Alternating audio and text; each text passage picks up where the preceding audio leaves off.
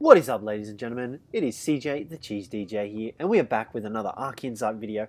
And today, we're taking a look at something underwater, as you can obviously tell, and we are looking at the Megalodon and the Basilosaurus. Now, the new update for Ark has just come out, so I apologize if it is a little bit, glitchy, laggy kind of thing. I've noticed while playing earlier that it was kind of cutting out and a bit stuttery. It was really annoying and weird. So, without further ado, we're going to get into it. Now, Mr. Megalodon here, they are both in at level 1. You can see there, level 1. And he's got 600 health, 320 stamina, 250 weight, and 210 melee damage. Now, if we come over here to the Basilosaurus, I can already tell you that he will have much higher stats than the Megalodon. He has 2,400 health, 300 stamina, 700 weight, and 203 melee damage. So, without further ado, we're going to get in and test their movement speed first. Alrighty, so we tested their movement speed up next, and they were both in line of each other. We just tested the Basilosaurus, so he's moved. And from here to the oil node while full sprinting speed, the Megalodon managed to get here in 7.9 seconds. However, he did really terrible with his stamina wise. He only lasted about 15 seconds. With his stamina, it was kind of a bit on the bad side. You can see there he's pretty much out of stamina at the moment. Now, the Basilosaurus' stamina was even worse along with his speed. So the Basilosaurus actually completed the course from the same position that the Megalodon was in roughly in about 12 seconds. So that's an extra about 4 seconds on top of what the Megalodon did, which, is kind of bad. And the stamina on the Basilosaurus was actually worse than the Megalodon. You can see there, and we're already out of stamina. So, he didn't even manage to make a full round trip. Now, if you've seen my other Ark Insight videos, you'll know we'll test their movement speed in water. Well, we're kind of doing that considering we are in the water, so we're skipping over that one today. And today we are taking a look at their melee damage at the moment. So we're going to swim over to this friendly Ichthys if we manage to make it with our low amount of stamina, and we are going to kill him. So the melee damage of the two, all you've got to do is figure out their base damage, and then you calculate it by their melee damage. So the Basilosaurus does a base damage of 95 at level 1. You just saw there on the Ichthys. If we can catch up to it, come on, you can make it, Basilo. There we go. 95 damage. So all you do is times his base damage by his melee damage, and that gives you the amount of 95. Now, the same goes for the Megalodon, where all you've got to do is times his base damage, which is 40, and you times that by his melee damage, which, if I remember correctly, he had 210. We'll take a look here. Yep, he sure did. So that gives us 84. So if we come up to one of these Ichthys, we should deal 84 damage. There you go. You can see there we've done 84 damage to the Ichthys. So this works for all your previous dinos. It works, you just have to figure out their base damage and multiply it by their melee damage, and that gives you the amount of DPS they do. Now, our Basilosaurus is currently under attack. So what we're going to do is going to kick whatever's butt is attacking our Basilosaurus, and we're going to move on to their abilities. Now, the Megalodon lacks any abilities, which is kind of disappointing.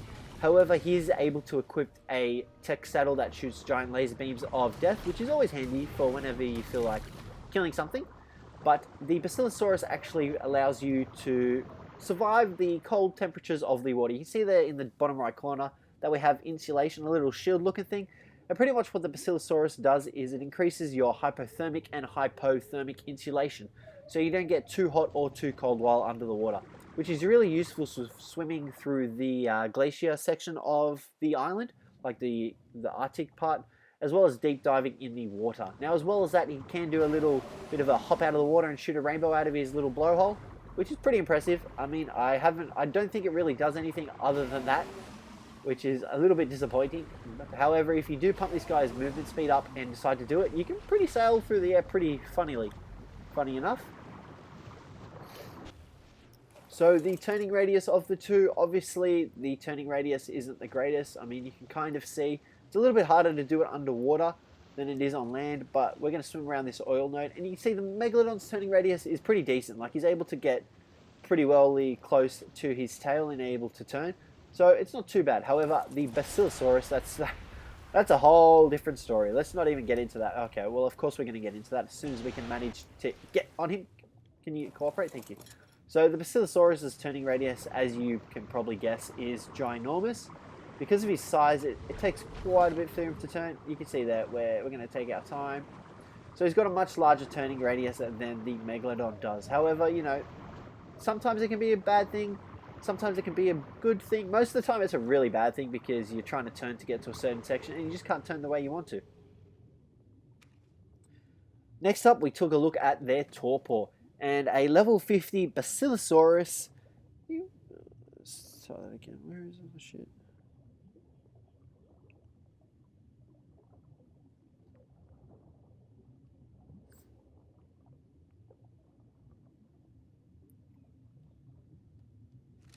So we then took a look at their torpor. Now with the Basilosauruses, they are passive tames, so you can't actually knock these guys out, but pretty much you're going to want to feed them either Therizinosaurus kibble or raw mutton. They're your pretty much go-to things that you want to tame these guys up. And it'll take roughly 15 Therizinosaurus kibble, 32 raw mutton for a level 50, and then you're looking at about 40 prime meat for the Basilosaurus. Now, for a Megalodon, obviously he's not a passive tame because he's a gigantic shark coming after you trying to eat your brains out. So he wasn't too bad to tame up. He took 21 crossbow bolts to knock out, 15 long neck darts, 8 shocking trank darts, and his torpor depleted at a rate of 0.6. So, you know, he's not too difficult to knock out and tame. Obviously, he's probably one of your first water mounts that you want to go for. One of the easiest to tame, definitely. But yeah, he's pretty easy to tame up. Alright, next up we're going to do Battle to the Death. One thing that I didn't mention in this video is the level requirements for their saddles. So at level 60 is when you unlock the ability to learn the Basilosaurus saddle. And as I said, the Megalodons are much easier tamed. So his saddle is much easier to get at a lower level. And he pretty much gets it at 47. So he's probably going to be one of your first ocean tames to tame up, just because of his saddle requirement. And we're getting... Okay, this is a strong Megalodon. He's not leaving... Leave our guy alone. So, okay, our Megalodon's almost dead. 30 health. So we're going to pin him in a battle to the death now. Alrighty, and they should be all good to go. So we're going to activate players only. And, okay, we're going to go flying forward. And we're going to see them attack. Now, my money is definitely on the... Basilosaurus there. You can see he's doing more damage. They both have armor on, that's why they're taking reduced damage, and they're not actually doing that 84 and 95 damage, I think it was. That's why they're doing reduced damage. But the Basilosaurus just has a ginormous health pool over the actual Megalodon, so there was no way the Megalodon was going to win that battle. Whether you should tame both these guys up, I mean, personally, I don't see really the use in the Basilosaurus. That's just my opinion. I don't really see a very good use for him. Granted, you could use him to dive to the bottom of the oceans and he keeps you nice and insulated. You just get a faster mount though. Something like the Manta or, you know, something like that. Fast that can dive to the bottom quickly and you come back up. You don't have to worry about dragging around your tired, cumbersome Basilosaurus. The Megalodon, I definitely recommend taming up as well. Like I said, he's probably one of the first water mounts I actually go for in a game, and he's definitely worth it. He's got a decent amount of melee damage, a decent speed, stamina, and weight, like I said. So he's a pretty good all-around sea mount. But other than that, guys, that'll be it for today. Hopefully you guys enjoyed the video. I know a lot of you have been asking for it. So here it is, guys. Thanks for watching, and hopefully I'll catch you in the next one.